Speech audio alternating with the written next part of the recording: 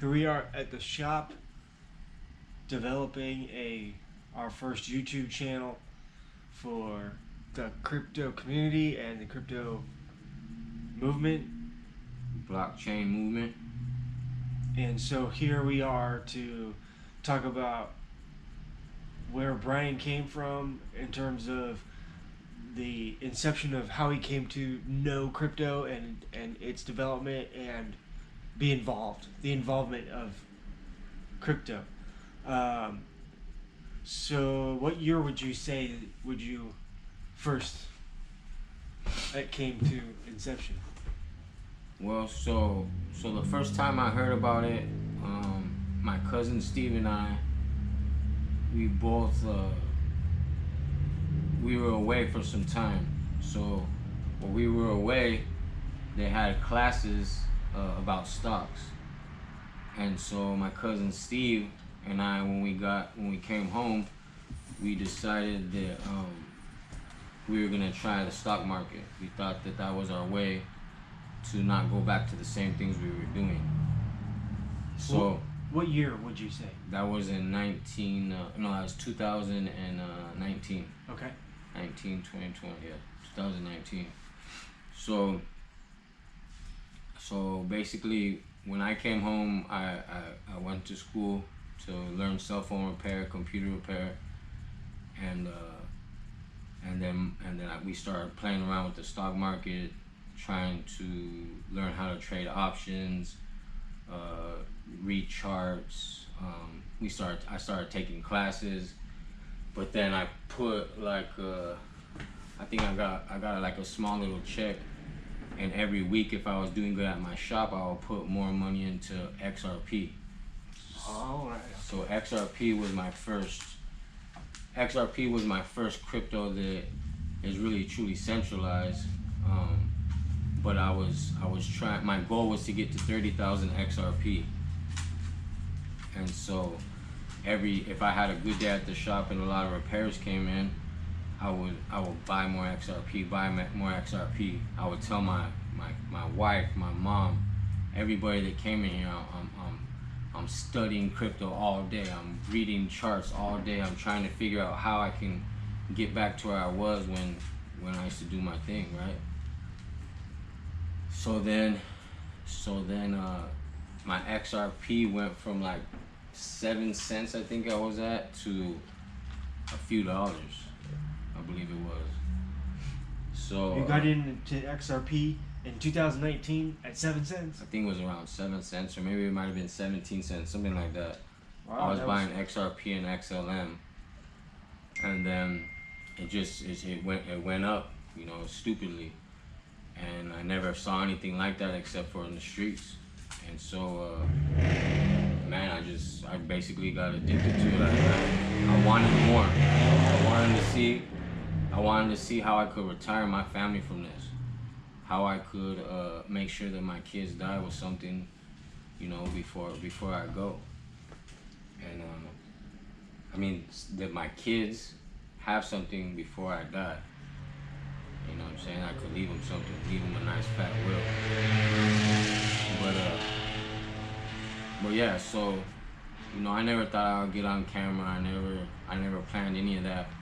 But I just had so much conviction and so much belief that crypto can change anyone's life, and you don't have to be the smartest person to figure it out. I'm heavy into the DeFi space now. Don't get me wrong, I've lost a lot.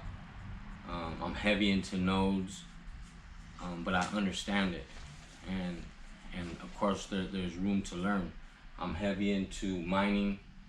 I know how to build computers somewhat, so from having my shop, so I started off with trying to mine Ethereum, and then I realized the ROI on Ethereum is about a year, and then these little miners right here is like depends when you get it, but how you get it. But these miners from the manufacturer are like $300, so your ROI is about, you make about right now about $150 a month on each one. So you get your money back in 2 months basically. Are those subject to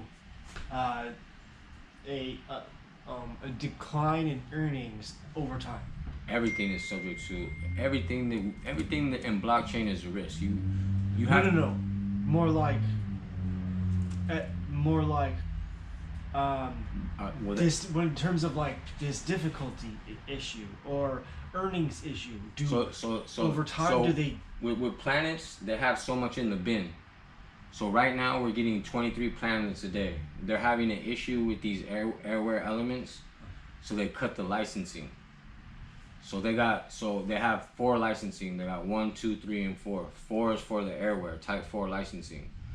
So there's the planets are supposed to send out 23 planets a day. So I was getting like 16 planets a day. So they had, I forget the amount they have. They have so many in the bin that they could spend for the project. And then once that's depleted, it's gonna go from 23 planets a day to about 5 planets a day. But when it does go there, there's nothing. The coin could go up. Just like it took like a year for helium to go up. She's fine. It took like a year for helium to go up in price, and so planets hasn't been around that long. So, I'm betting on that.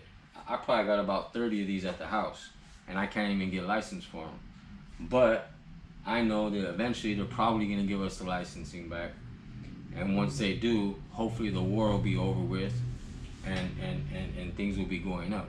So it's really gonna depend on the economy, number one. Number two is gonna depend on the coin and what Planet's doing. And Planets has a good team behind them, so I'm sure the coin's gonna go up. I'm not worried about it. That's just one of my projects. Liquidity? The Out of fear? Yeah, people get scared that the market's gonna tank real bad, so they do the same thing I just did, put it in stable coin, so they can put it in a coin that's pegged to $1. So, you got into Ethereum in 2019. I got into XRP. XRP in 2019. How much on the table did you put in, and then how much did you lose? I didn't lose anything. I won. I got in it in 2020, I believe. And how much out of pocket? I got into it, I believe, at 23 or 24 cents, something like that. And so basically I had come, so basically I was sentenced to 15 years for marijuana. So, I used to play with some money. And so when I got out, I didn't want to subject myself to reincarceration. So I went to school for cell phone repair, computer repair. Then my cousin got out, is on the same case as me, my cousin Steve, and he started messing with the stock market because in the lower level yards, there's a lot of white collar crime, people from Wall Street, whatever. So there's a lot of classes. So I started messing with options. I started messing with crypto here and there, buying XRP, buying XLM, and then I started seeing the price jumping. And so my goal was to get to 30,000 XRP. So then I got to like 36,000 XRP. I made sure I had, I remember there was a drop in December, I think it was December 12th, there was an airdrop. So XRP holders would be airdropped the same amount of another coin, which was called the Flare token. We would get the equal amount. So I remember I had 36,000, and then I had like a little over 30,000 XLM. And they matched it. So they matched it. They airdropped it. So they matched this other coin of Flare token. We still haven't got it yet because XRP's in court. I guess Coinbase is on some BS. But so basically, I was running my shop trying to basically convince all my loved ones that this is the way to go. So for me, I'm the type of person that's trying to figure it out. So I you couldn't sell XRP because they were going to court. So I took it. I sent it from Coinbase to, I believe, KuCoin or Uphold, one or the other. I sold all my XRP because it wasn't going anywhere, it was just sitting there. So I still made a killing off it, probably 5 or 8x, something like that. I don't remember, but I took that money and I started teaching myself how to day trade. But I started losing. I wasn't very good at it. You know what I mean? I was taking classes and I was just getting impatient. So then a buddy of mine said, man, you know, what's up? You know, you wanna mine crypto? So he said, I know you know how to build computers. Why don't you build me Ethereum mining rigs? So I started doing the research. He gave me the money, and he gave me a lot of money. So then I started building the rigs, and then I told him, look, bro, these rigs are gonna take you a year to get your return on your investment. Let's try these other rigs. So then I started getting into helium mining, which we can talk about later. I started getting into the DeFi space, nodes, trying different projects, and then I started getting into like the Planet Watch, and right now we're about to get into this SC Prime because we got terabytes of storage laying around here. But you know, pretty much that's what I want to talk about. I want to talk about how I went from the streets to the new Wall Street, basically. You know, this is the new Wall Street, you know, and I think that people that can relate to me will understand that anybody can do this. It just takes some time and some energy, and someone is gonna be a mentor for you to help you. And that's what I try to do. I try to help others before I help myself, and I try to mentor people so they don't make the same mistakes that I made. And that's what I want to get from this. I'm not here to make $1. I had $1. That's not what's important to me. What's important is to make sure that I can help others and make sure that my kids are straight, and the people that made mistakes get a second chance. Okay. Is there anything else you want to include?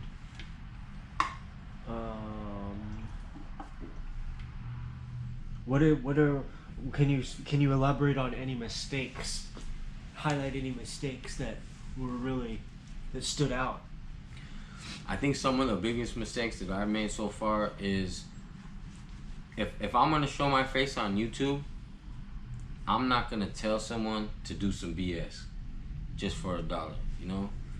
So me, I guess, being where I come from, most of your trust is a handshake. So when I would see people on YouTube that are spitting that game and they're spitting it good, I would invest in a project and then I would get rubbed. So I guess my biggest mistake is putting too much trust into people that I really don't know.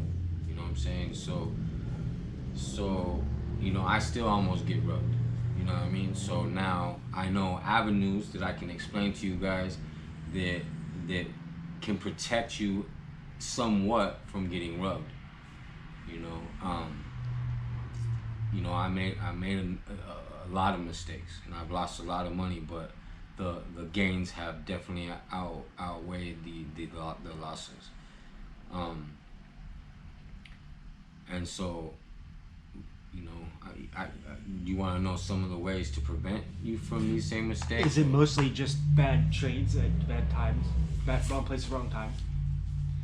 What it is there'll be, for example, let's say with strong nodes or with Thor nodes. So I might get on YouTube and I might type in nodes as a service or strong block nodes. Our top 10 nodes, you know, so that I can learn what other projects are coming out. Right.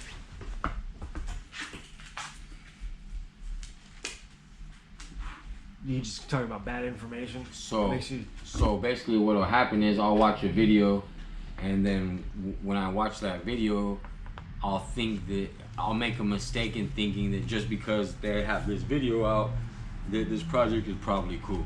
And so now I know ways to check the contract that I can check on rug doctors or rug busters, or honestly, I'll even look at the charts, you know, or I'll look at their Twitter pages, or see how active they are on their Twitter page. I'll look on their. The other day, I was about to get in a play, and I went to their Telegram page, and there was nobody on it. So I mean, that's a perfect sign, you know. How long has it been since the admin was last active? Because even the low risk, some of the low risk plays on Rug Doctor, even some of those plays, even though they're low risk, the page is not even active. What is Rug Doctor? So after I got rugged a few times, I'm looking for ways. I'm thinking, how am I gonna figure out if this is a good play or not? So I don't know where I saw that. Oh, I was getting into a project, and when I clicked on the page, it said reviewed by Rug Doctors, KYC, and something else. So immediately I Googled Rug Doctors. So I click on Rug Doctors, and the play that I was in was not even available, which doesn't mean it's a scam. But so what Rug Doctors is, they go in and rate a project, but they also, projects that they go in and rate, if the project costs them too much money to rate it, they'll mark that project is not available to rate the project. So it doesn't mean just because it's not available, but the ones that are high risk, that means they rated it high risk, and they're telling you they're probably gonna rug, and they'll even tell you it's probably gonna rug, and then it happens. So rug is just another term of pulling it, you know, jacking you basically, you know. Pulling the rug out from underneath. Street terms, Yeah. they jack you. Just like the wine glass rug. Right, so those are the people I'm trying to stay away from. You know, I'm not having. That's another way of someone coming up, putting a pistol to your head and taking your money. So it's an Overwatch. Right. So there's Rug Doctors, there's Rug Busters, and there's a few other ones, but those are the two that I use. You know, but still, to this day, there's so many scams out there that you guys gotta watch what you click on. You know, just the other day, let me give you an example. Just the other day, I went to go click on Strong Block, and there was Strong O Block. You know, and so that we turn it off. Turn the ringer off. It's on the side. Thank you. So just the other day, I went to click on Strong Block. It was Strong O Block, and I was just going on there to see how much rewards I had in Strong, and then from my Thor nodes, I take my rewards, and I'll usually either stake them on Yield Wolf, or I'll go ahead and stake them on the actual Thor financial farm, but you gotta go into Trader Joe in order to provide the liquidity into the pool. So when I went to go trade on Trader Joe, I typed in Trader Joe, and Trader Joe XYZ showed up. So there's so many scammers out there. If I would have clicked on Trader Joe XYZ and not had any gain, I probably would have gave them my seed phrase or whatever. They might even be able to use some type of keylogger to pull your seed phrase. I mean, these people are smarter than me. You know what I'm saying? They probably didn't go to prison, but they might be headed that way. Next question. Let's see. So would XRP be considered a project? A project? Mm-hmm. No, because XRP is centralized. I don't know what you mean by project, but as far as like, what I'm trying to find is it out. Define what a project encompasses, and so what it does not encompass. So for me, the word project is a vague word. because a project could be something that is not finished. Um, so that one would be a hard one for me to answer. I wouldn't really know how to answer you on that one, but maybe you could ask me a different question. So when you're referring to them, I'm trying to get an idea what get the analogy okay. for the big picture. Okay, so You know? XRP is really a centralized project. What so DeFi is represented as the Decentralized. opposite of that, Yeah. right? Would that be a project?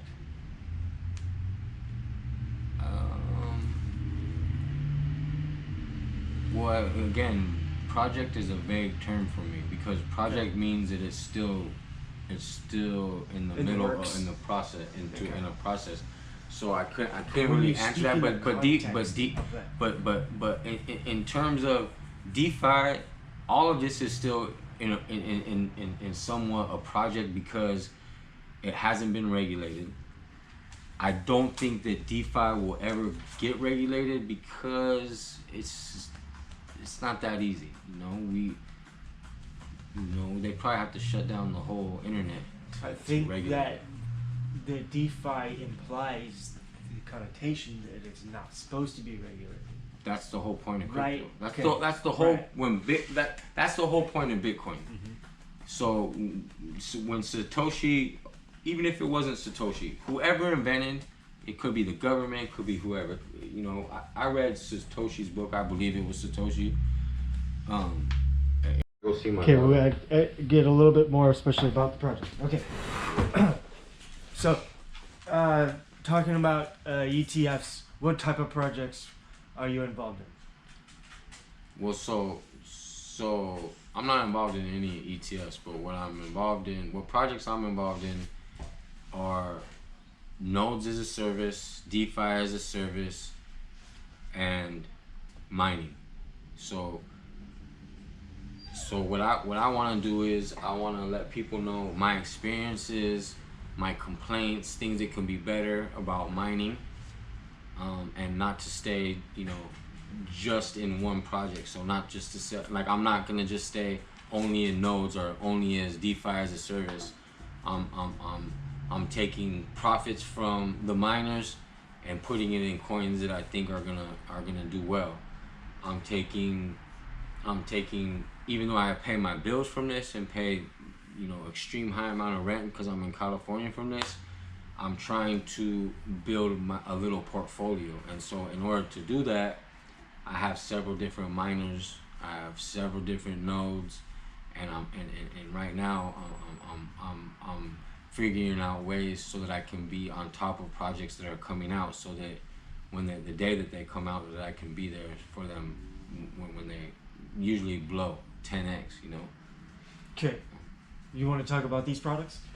So this was my favorite. So I got into the Ethereum mining rigs, and then the ROI was about a year. And the investment was extremely high, and the GPUs that they sell are so expensive because people who are making them, they know the hash rates, they know everything. So they already got it all figured out. So they're gonna charge an arm and a leg. So these on Amazon, this is an Airware Element. On Amazon, they're about 1,000. Right now, they're probably about $400 because you can't get Type 4 licensing. So I bought 30 of these. From the manufacturer, they're 300. But like I said, how does one make money off of this? So an Airware Element, that's a good question, bro. So the Airware Elements, there's two that are Type 4 licensing. So there's Atmo Tube, and then there's the Airware Elements. These ones can go with you. They're run basically off a cell phone, and this one can stay at the crib. So basically what it is in easy terms, is this is monitoring the air quality in your house. So like the one I have over there at my shop is monitoring the air quality inside my shop.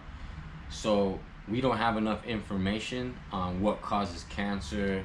We don't have we have ideas what types of chemicals cause cancer, but we don't understand why in some areas have higher cancer rates and lower cancer rates. So by monitoring the air quality, they can get more of a better idea of why there's cancer in certain areas that are higher and lower.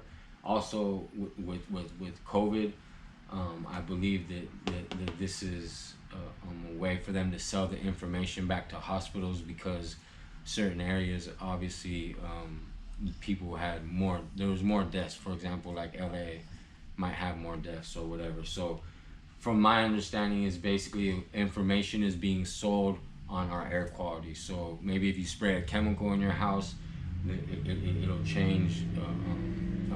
I guess it's called the VOC, the chemicals. So that'll change and it'll alert this, and they sell the information. So you'll get these ones were supposed to pay out 23 planets a day. They're paying out like 16.9 a day, and so then I guess they had an AMA and they're supposed to fix it. Mine's paying out 23 now, but they halted the licensing. So basically I'm sitting on like 25 of these with no licensing. So basically these are door stops. You know what I mean? I guess I could probably try and return them, but it's the same thing with these. These are type 4, and they monitor the air quality. Warns about environmental changes, tracks PM1, volatile organic compounds, temperature, humidity, altitude, barometric pressure, PM10, PM2.5. So basically you gotta be a scientist. How long have you had your products in play, and have you ever liquidated gains? So I take out profits every day, cause so that's the beauty of how much per day does that generate? So that's the beauty of the airwares. So the airwares, right now I have 4 airwares set up. They're paying me all together around $20 a day for the 4. Wow. Okay. So $600 a month. So but it was more. So usually what I'll do is, since it runs on Algorand, I'll either wait a few days and take it out and put it into DeFi, or I've been buying a lot of Thor with it and buying more Thor nodes. Right now, my helium miners, somebody sold me one that was attached to a wallet, so that one is a doorstop, another scammer. I'm about to put him on blast when we blow up too, because I got all his info where he's got his miners at. And then but my miner, I put a 5.8 dBi antenna, and it's a Bobcat. I got it right in the heart of my city, and it's bringing in around anywhere from $8 to $10 a day, which isn't bad for one miner. You know what I'm saying? So I guess there's some tricks I need to learn to earn more rewards, but shit, $8 to $10 passive income, making money while I sleep, you can't beat it. With helium too, it's cheap to send to KuCoin. So what I'll do is every few days I'll send it to KuCoin, and then I'll just stake it in the DeFi project.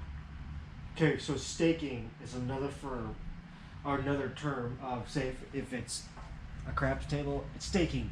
It's placing a bet on a position, on the price, a spot.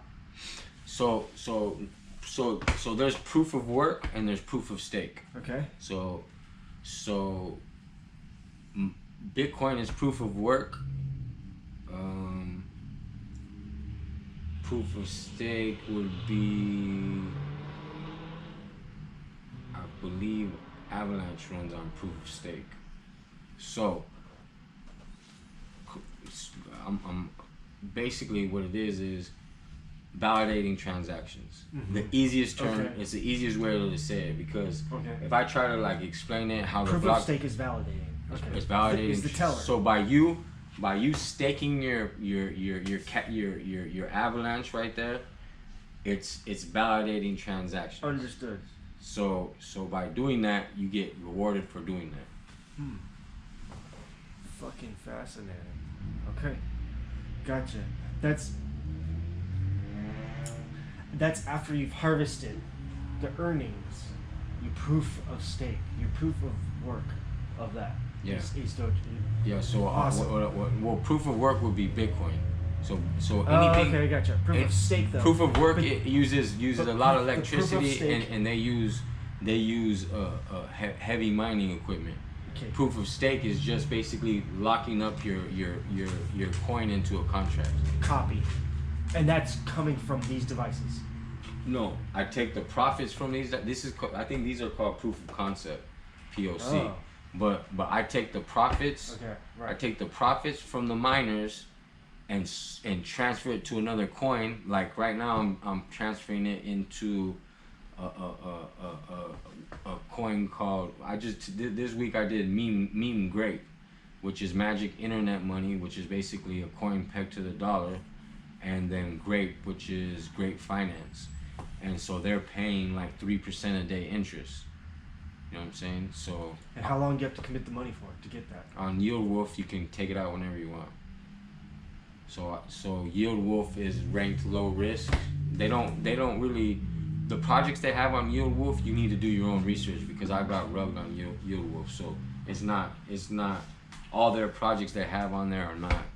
Doesn't mean that it's a good project just because Yield Wolf is considered low risk. All right. I'm good for now. I gotta get hers. It was a great book. I read it in prison.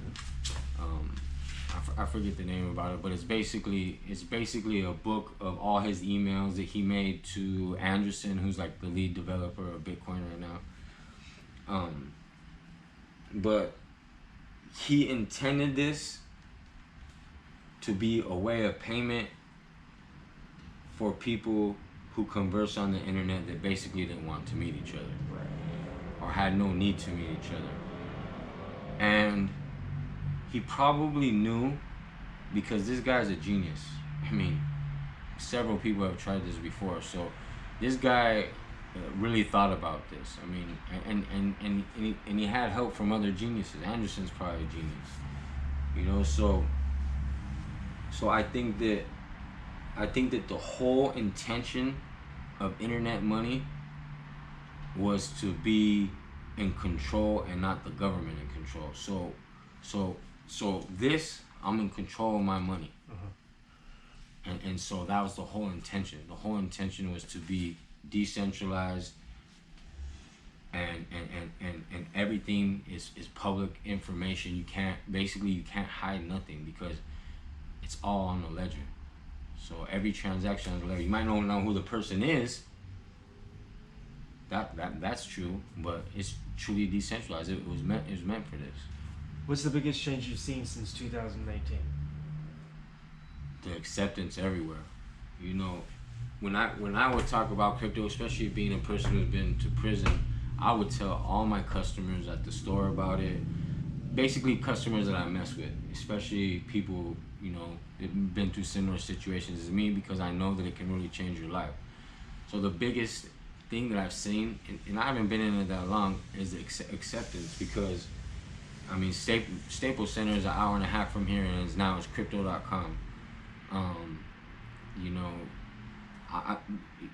We accept crypto here, but very rarely do I get someone that'll pay in crypto. I would like to see that, so it'd have to be number one, acceptance, and probably the other biggest negative change that I've seen is I would have to say the scammers have just gotten ridiculous. I can't even get on Telegram and ask a question without scammers calling me, and that's what's messing it up. Is these scammers think that they're gonna take it, instead of spending their time trying to make money and helping others, they rather steal it. And that's the bad. I don't want my mom getting robbed, so. It's not a good idea to tell your mom, make a MetaMask wallet and try and make a trade, because she's probably gonna get robbed by some scammer. For sure. So those are probably like the two biggest changes. Scammers on the rise. Acceptance and the crazy amount of scams that are going on.